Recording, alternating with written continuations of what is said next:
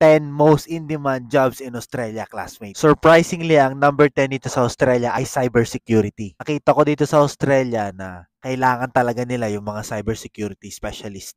Kasi sobrang daming na-hack, sobrang daming na-scam. Yung mga nang-hack, yung mga nang-scam is from another country. I still remember, meron akong isang naging parang kakilala. Medyo matanda na siya, siguro mga 60 or 70 na siya. He gave $12,000 through WhatsApp, guys. Number 9, analyst. So, security analyst, business analyst. Number 8, electrician. Dito sa number 8, yung company ko before is palaging naghahanap ng ganitong occupation. Usually, yung mga electrician dito, yung mga pagdating sa truck, sa mga sasakyan, ayan. Ikino-connect nila yung mga ilaw to dito, yung tail light, yung mga ganan.